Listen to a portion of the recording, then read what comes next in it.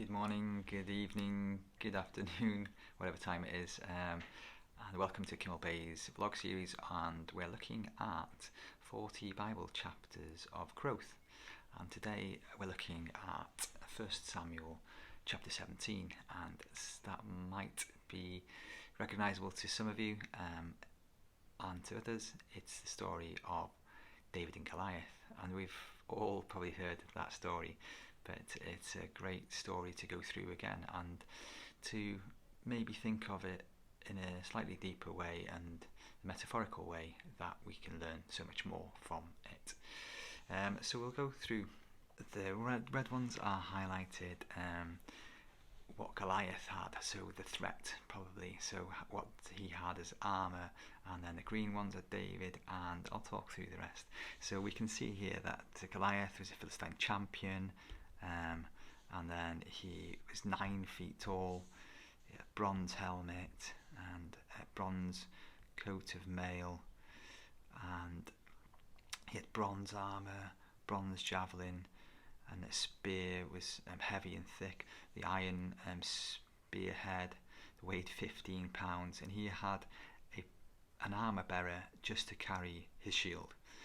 He shouted taunts at the Israelites, and he was saying that he was a Philistine champion and they were just servants of Saul. If he kills me, then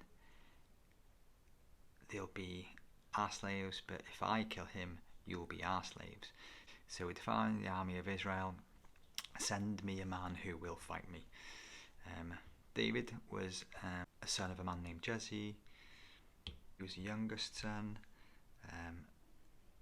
so his oldest brothers were in the army, and showing that David was just the boy. And we see that he was taunting, so Goliath was in them for 40 days, every morning and evening. And the Philistine champion strutted, in fact, to David, and he takes a basket of roasted grain for his brothers, just to show that he was a minor part in the beginning of the story, and how lowly he was, and he was to take him there quickly to his brothers. And that's again showing that he was just be gone, David, get this done, because this was important. Then we hear that David he gets there and he hears the Goliath goading the Israelites with taunts, and then people are telling the other soldiers we've got here in yellow that have you seen the giant?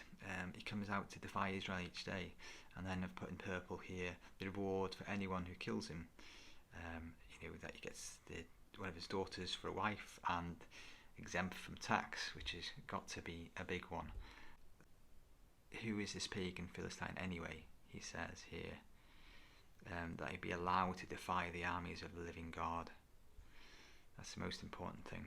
And then it goes back to his brothers. So in blue now I put anything that is detracting from David to sort of talk him down. So what are you doing around here anyway? His brothers asks. And what about those few sheep? Only a few, there's nothing important. What have you done with them? I know about your pride and your deceit, bringing him down. David, I was asking a question, and then the king sends for him. Now, don't worry about this Philistine, David says. What boldness. I'll go and fight him. Don't be ridiculous. Again, someone bringing him down. There's no way you can fight this Philistine and possibly win. You're only a boy. And he, again I put this in red, that he being a man of war since his youth. I've been taking care of my father's sheep and goats, David says. Where a lion or bear comes and steals the lamb, I've been taking care of my father's sheep and goats, so he's only a shepherd. And when a lion comes, I'll rescue the lamb from his mouth, maybe rescuing Israel. I'll catch it by the jaw and club it to death. I've done this to lions and bears, and I'll do it again to this pagan. because he defies the armies of the living God. Lord, who rescued me from the claws of the lion and the bear, will rescue me from this Philistine. Now Saul saying, put this armour on, but these are actually detracting from who David is or what David believes. So there's a coat of mail, and David says, I can't go in these. I'm not used to them, he says. He goes into battle, he picks up 5 smooth stones, and only armed with his staff and a sling. And he walked out. So Goliath walked out towards David with the shield bearer ahead of him. This is quite a prominent situation. Sneering contempt. Am I a dog? That he roared to David. That you come to me with a stick?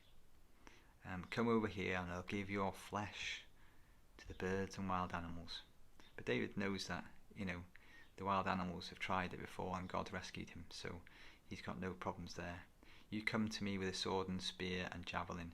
So this David's saying, these are things that are strong for Goliath, and I come to you in the name of the Lord of heaven's armies, the God of the armies of Israel, who you have defied. The Lord will conquer you. That's the most important thing. I'll kill you and I'll cut you off your head, but the most important is that the Lord will conquer him. And I'll give your dead bodies of your men to the birds and the wild animals. So this is, David just giving it right back. You say this, I'll say it right back at you. And then, as we know the story, so the Lord rescues his people, but not with sword and spear. This is the Lord's battle. David knows it's the Lord's and not his. And he will give you to us. As Goliath moved to attack, David quickly ran. So Goliath was moving closer in confidence. David ran with passion to meet him, and taking one out a stone. Only needs 1 stone, maybe a cornerstone. And he hurled it with a sling and hit the Philistine in the forehead, and it sank into his head. He knocked him down. So David triumphed over the Philistine with only a sling and a stone, because he had no sword, because he wasn't a soldier. And he ran over and pulled Goliath's sword from his sheath, and David used it to kill him, to cut off his head. So David's using Goliath's sword against himself, as God does with our battles. It's God's battle, and we can think of many battles that we've been, and a great book that I read when I was coming to faith was Facing Your Giants, and by Max Lucado, and he talks about all the battles that we've had and God has pulled us through in the past. And we think of COVID-19, the 2008 market crash where we all thought that was it, and for all the wars that we've been through as humanity, we've thought that this was it, and God's brought us through it. And this is what faith builds on faith. And one of Max Lucado's sayings when I was looking through it again was, write today's worries in sand and chisel yesterday's victories in stone. And I love that, victories that we've won, not the worries of today, so not the armour of the giant, the living God that we serve.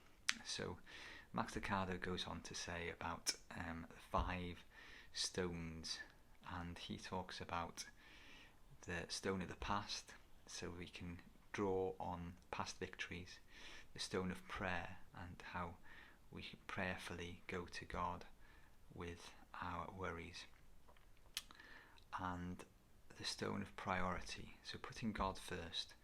And look at this passage in 1 Samuel 26, for this who is this uncircumcised Philistine that should defy the armies of the living God, David says about. And then the stones of passion, David runs with passion towards Goliath. He doesn't cower away, he runs with passion. And then the last one is the stone of persistence. So it's persistence in prayer, but also Goliath had brothers. We read this in other parts of the Bible, that other giants that were his brothers. And there are other giants in life that our worries, that we might have financial worries, job worries, anxieties, they all compound it all. So you might defeat one with one stone, but be prepared with another stone to knock down the next giant in your life, because they often come more than one. David mentions God 9 times in this part, and he only mentions Goliath twice. So think about that ratio, and it certainly made me think that we should be focusing on God more than our giants. And I'll leave you with that today, everyone, and thanks for watching, and have a great day. Goodbye.